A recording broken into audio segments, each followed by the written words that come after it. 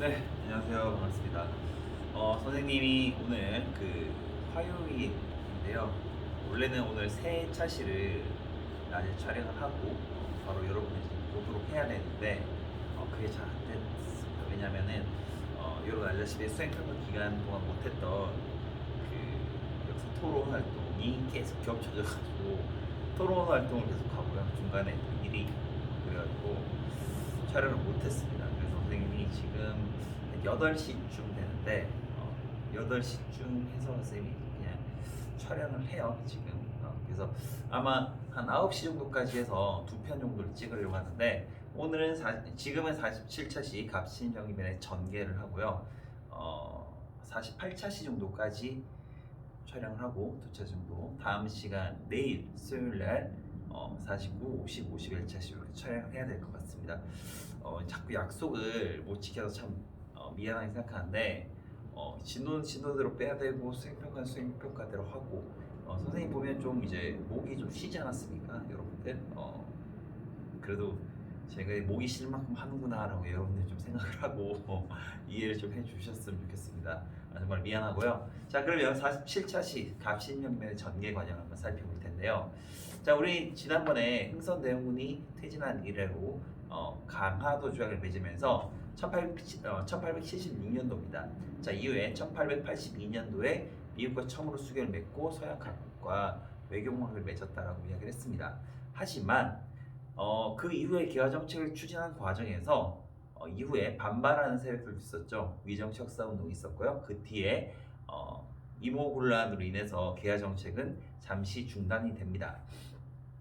자, 이런 상황에서 이제 이모군란 이후에 청나라의 개입이 점점 강해지고 금방 시작했던 개화 정책이 결국 좌절이 되는 그런 과정에서 당시에 개화 정책을 추진했던 인사들은요 두 세력으로 나뉘어지게 됩니다. 자, 그 세력들이 어떤 세력들이 있었냐면 우선 온건 개화파와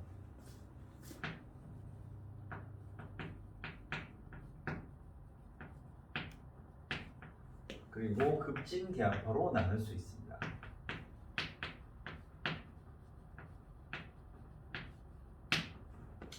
온건 개화파와 급진 개화파는요 어떤 개화 정책을 추진하는 과정에서 어떤 나라를 모범으로 삼을 것인지 그리고 어떻게 추진을 해야 되는 것인지를 두고 이렇게 나뉘어진 것입니다. 우선 온건 개화파와 급진 개화파의 가장 중요한 인물들을 한번 살펴보면은 우선 온건 개화파에서는 가장 대표적인 인물 김홍집이라는 인물을 들 수가 있고요. 이분이 예전 그 수신사 일행으로 갔다가 조선 책략을 가져와서 개화 정책의 추진에 가장 결정적인 역할을 했었던 그런 인물이었고 급진개화파의 가장 대표적인 인물은 김옥균입니다. 요 두 사람은 꼭 알아두라는 의미에서 선생님이 두 사람 이름만 좀 써봤고요. 자, 이들이 내세우는 논리, 어떤 개화 정책 추진의 어떤 방향을 한번 살펴보면은 김홍집을 비롯했던 온건 개화파들은요, 동도서기론이라는 것을 따라서 여기 써볼게요.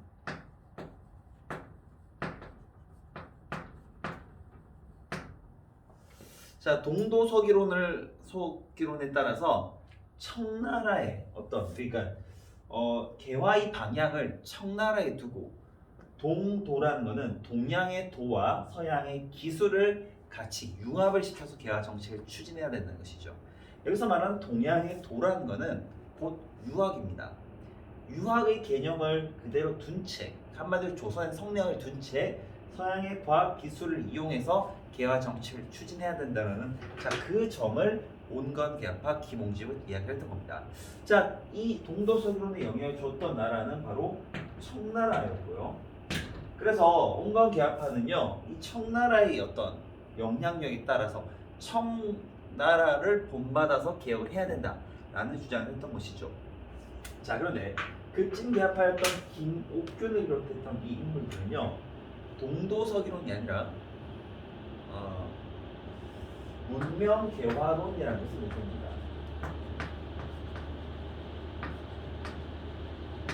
운명개화론을 내세워요. 자, 이것은 뭐냐면은 동양의 도, 그러니까 성리학을 본받지 않고요. 정신적인 것뿐만 아니라 기술적인 것, 정신적인 것을 모두 포함해서 이것을 바꾸어야 한다라는 그런 측면을 이야기했던 것이죠. 곧 이것은 어떤 나라를 본받아야 된다는 말이었냐면 바로 일본입니다. 당시 청나라에서 양무운동이라는 것이 있었습니다. 양무운동. 자, 이것은 곧 서양 무기 운동인데요. 서양의 무기를 본받자라는 그런 운동이었죠. 근데 이것에 따라서 동도서기론을 주장하면서 청나라를 모범으로 하는 그런 개혁 방향이었던 운동개혁파와 일본이 했었던 당시 개혁, 바로 메이지 유신. 이것을 본받아서 문명개발론이라 해서 정신까지도 개발을 시키고 새롭게 바꾸어야 된다. 기존에 있었던 성명을 버리고 서구의 민주주의 개념이나 개인주의나 이런 것들을 받아들여야 된다라고 주장했던 것이 바로 김옥균을 비롯했던 급진개혁파였죠. 자, 그래서 온건개혁파는 청나라의 어떤 그런 영향력을 그대로 인정을 한 채 청나라의 영향력을 받아들이고 우리가 계속 청나라의 4대와 같은 그런 관계를 유지해야 된다는 쪽이었다면, 김옥균을 비롯한 급진개혁파는 청나라로부터 벗어나는 것을 가장 중요시했습니다. 자, 근데 이것이 이제 왜 이렇게 굉장히 갈라지게 됐냐면요. 82년도에 이모군란 이후에 청나라의 세력이 점차 강화되잖아요. 이모군란 이후 청나라의 세력이 점차 강화짐에 따라서 청나라의 세력이 점점 강해짐에 따라서 어떻게 하면 이 청나라에 벗어날까를 급진개혁파를 중심했던 사람들은 고민했던 것이죠. 자, 그래서 이 김옥균과 김웅집을 비롯했던 김옥균을 비롯했던 급진개혁파는 이 청나라로부터 어떻게든 독립을 하려는 그런 개화 정책을 추진했고, 온건개혁파를 추진했던 김웅집은 청나라의 어떤 그 종속을 그대로 유지하려는 그런 쪽이었습니다. 그래서 이모군란 이후에 청나라의 종속이 점점 강해지면서 이 둘의 어떤 다툼, 분쟁 이런 것들이 강해질 수밖에 없었다는 것이죠. 자, 이런 상황에서 급진개혁파는 일본처럼 특히 이 메이지 유신처럼 급격한 개혁을 통해서 나라를 개조시켜야 된다고 생각했습니다. 자, 그것이 바로 1884년에 있었던 갑신정변으로 일어나게 되는 것이죠.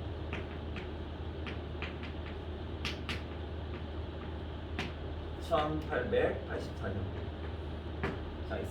이 오늘 갑신정변에 대해서 공부를 한번 해볼 텐데요. 우선 갑신정변의 배경을 한번 살펴보겠습니다.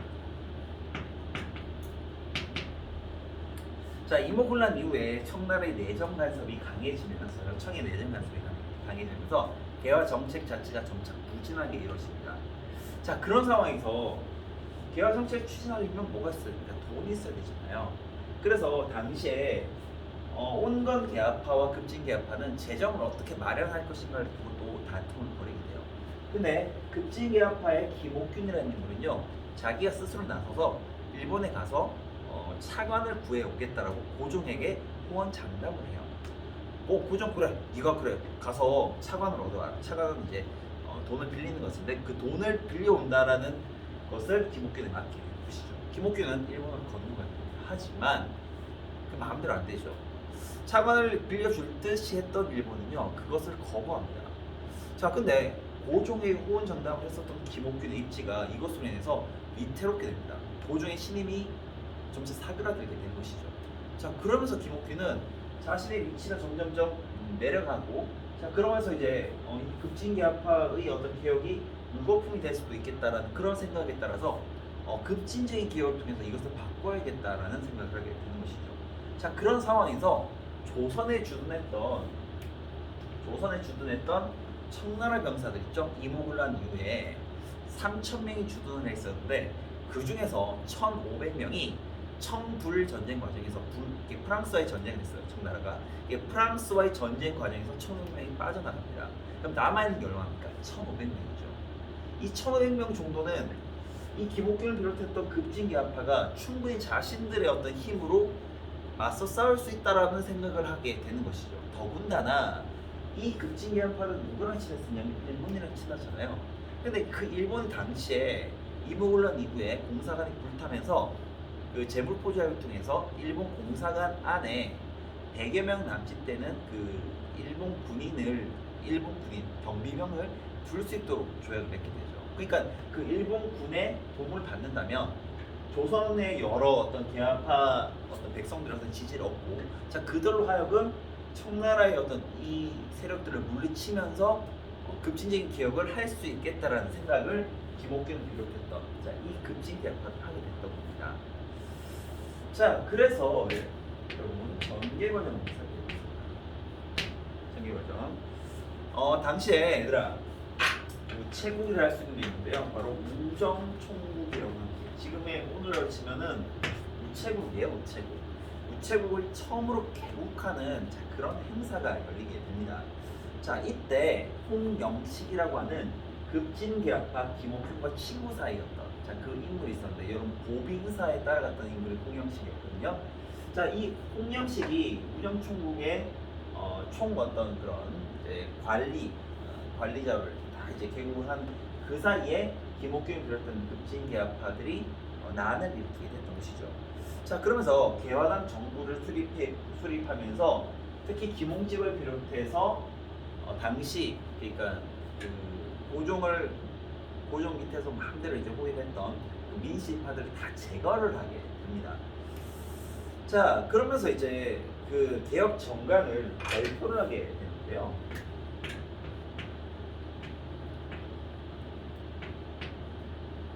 자 개혁 정강. 자 이거 되게 중요하기 때문에 여러분들 여기 꼭 한번 여러분들 요거 같이 함께 보도록 할게요. 첫 번째는 청나라에 대한 조공과 허례를 폐지하는 것. 그러니까 청에 대한 조공을 완전히 폐지하는 것이죠. 급진개혁파는 청으로부터 벗어나려는 그런 개혁을 가장 주장을 했었다라고 이야기했습니다. 두 번째, 문벌 폐지와 능력에 따른 관리 능력. 문벌을 아예 폐지하는 것이죠.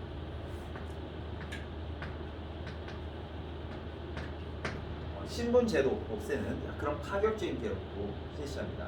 자, 그 다음에 호조의 재정 관할. 호조가 재정을 관할하면서 자 그래서 이제 왕실의 사무가 있으면은, 예전에는 왕실의 사무와 그러니까 여러 이제 정부의 사무가 함께 있었다면 이것을 일원화시키는 거예요. 일원화시키는 거예요. 왕의 사무를 정부 사무로 이제 하면서 왕이라 하더라도 마음대로 어떤 나라의 재정을 쓸 수 없게끔 근대적인 어떤 그런 재정 체제를 만드는 그런 것을 하죠. 그 다음에 해상공국이라고 하는데요. 이게 뭐냐면 어렸을까요? 이게 보부상 단체입니다. 보부상 단체. 근데 이 보부상이라는 것이 정부의 허가를 받아가지고 이 해상공국이 결국에는 자유로운 어떤 상업 행위를 방해하는 그런 요소가 되면서 가격도 올라가고 하는, 백성들의 어떻게 좀 되게 불합리한 그런 여러 가지 요소들이 많았던 것 같아요. 그래서 보부상 연합회 어떤 해상공국 폐지함으로써 자유로운 어떤 상업 행위를 할 수 있도록 하는 그런 개혁 방안도 마련하게 됐죠. 하지만 문제가 있었습니다.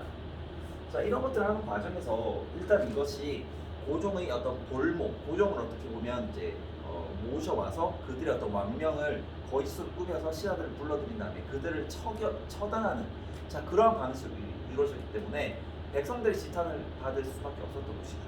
더군다나 이런 사실이 알려지고 나서 바로 당시 청나라에 1,500명 되는 그 병력들이 들이닥치게 됩니다. 경복궁으로 들이닥치게 됐는데요. 그것을 방어해 주기로 했었던 일본 공사관의 병력들이 쉽게 그냥 빠져나가면서 사실상 방어 병력이 전혀 없는 전무후무한 그런 상태가 되버리게 되는 것이죠. 자 그런 과정에서 결국 고종을 계속 호위했었던 홍영식은 죽음을 당하고요. 김옥균, 박영효, 서강원, 사진필 같은 이런 인물들은 결국 빠져나가서 일본으로 가게 됩니다. 일본으로 가게 되면서 결국 우정총국으로 이제 민심파를 처단하고 개혁정강을 발표하고 결국 청나라를 개입하기 전까지 정권을 잡은 것이 딱 3일밖에 안 되는 것이죠. 3일 천하로 결국 끝나버리고 말았다는 것입니다. 자, 이러면서 개화 세력들은 더욱더 위축되게 되고요. 거기 결과서 볼게요. 자, 개화 세력은 더욱더 위축이 됐고 청나라의 내정 말씀은 더욱더 심화가 될 수밖에 없었습니다. 이 청나라의 세력을 끌어들이게 했던 것은 결국 인피였던 것이죠. 자, 그래서 조약을 또 나중에 이제 요 끝나고 난 뒤에 갑신정변 이후에 조약을 체결하게 됐는데 우선 일본에다가는 다시 배상금을 지불. 일본이 도와주기로 했다가 그냥 도망쳤는데도 불구하고 배상금을 지불하게 됐고요. 공사와 신축비를 또 부담을 하게 됩니다. 또 청나라와 일본 사이에서는요. 청과 일본 사이에서는 텐진 조약을 맺게 됩니다. 자, 이거는 우리나라와 맺은 조약이 아닙니다. 청나라와 일본이 맺은 조약입니다. 자, 이거 꼭 기억을 해야 됩니다. 자, 청나라와 일본이 갑신정변 이후에 사이가 점점 나빠지면서 분쟁을 하게 되니까 조선의 영토를 두고 서로 어떻게 보면 그 군사들을 물리고 난 뒤에 자기들이 원할 때 군사를 파견할 때는 상대방 진영에서 군사를 자유롭게 파견할 수 있도록 하는, 그러니까 군사적인 그런 협의를 하는데 조선을 두고 자기들끼리 마음대로 협의를 하는, 자, 그런 정말 안타까운, 자, 그런 사건이 벌어지게 됐던 것이죠. 자, 그래서 텐진 조약으로 양국 군대 동시 철병과 동등한 파병을 규정을 했지만 이것은 우리의 독립을 아주 심대하게 침해하는, 자, 그런 결과를 가지고 오게 된 것입니다. 자, 의의와 한계를 한번 살펴볼게요. 의의는 자주적인 근대 국가를 건설하기 위한 정치 개혁이었지만 그 한계성을 좀 살펴보면은 이 기독교를 비롯했던, 자, 이런 인물들이 백성들의 지지를 받지 못했고 그들은 결국 소수 지식인으로서 위로부터의 개혁이었기 때문에 이것이 결국 백성들의 지지를 받지 못했기 때문에 청나라의 군사들이 1900명이 왔다 하더라도 결국 백성들이 끝끝내 지켰다면 지킬 수 있었겠죠. 하지만 백성들의 지지를 받지 못했기 때문에, 자, 그래서 결국에는 이 갑신정변이 실패를 했다라고 볼 수 있겠습니다. 자, 밑에 보면 검은도 사건이라고 되어 있는데요. 요거는 여러분들 좀 간략하게 좀 알아주면 좋겠습니다. 여기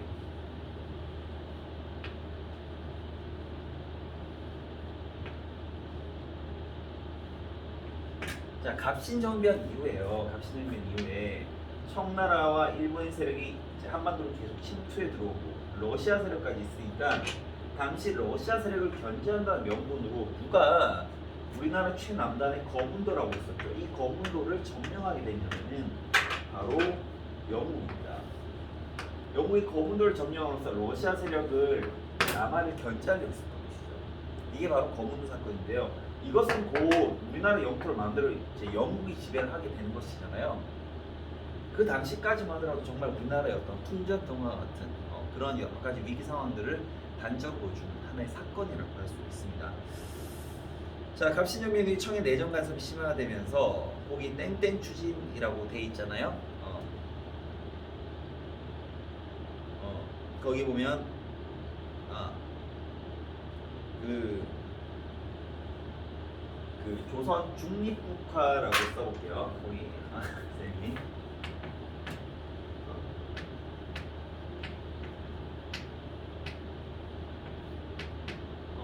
조선 중립국가, 조선을 중립국화 시켜서 독립을 유지하는 그런 이제 노력이 전개되는데 마침 이런 것들이 잘 안 되다 보니까 영국, 그 밑에 영국이 러시아를 견제 명분으로 해서 거문도를 불법으로 점령한 사건이 일어났습니다. 자, 그래서 청나라의 내정 간섭이 더욱더 심화되면서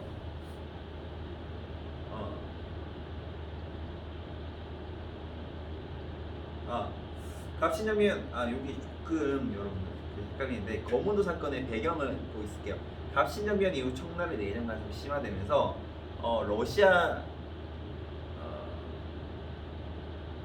러시아와의 어떤 협상을 벌이게 돼요. 그러니까 러시아와 비밀 협상을 추진하게 됩니다. 거기에 러시아 비밀 협상이라고 적고요. 그리고 전개에 보면 영국이 러시아를 견제하는 명분으로 거문도를 불법 점령했다라는 것이죠. 그래서 청나라의 내정 간섭이 더욱 심화되면서 조선 중립화 논의가 이루어지게 되었다는 점을 여러분들이 좀 알아두면 좋겠습니다. 자, 조금 뒤에 가서 좀 이렇게 말이 좀 한가하고 이렇게 해서 미안하고요. 여러분들 오늘 47차시 좀 끝이 났는데 바로 48차시로 연달아서 들어주시기 바랍니다. 선생님이 여러 가지 좀 바쁜 관계로 이렇게 조금 짜투리 내서 촬영을 하니까 여러분들이 좀 이해를 해주고 집에서 공부 좀 열심히 하고 선생님이 지금 빈칸 노트 이거 답안지를 전부 다 이제 온라인 클래스에 올려놨습니다. 이거 확인해서 잘 들어주시기 바랍니다. 수고했습니다. 감사합니다.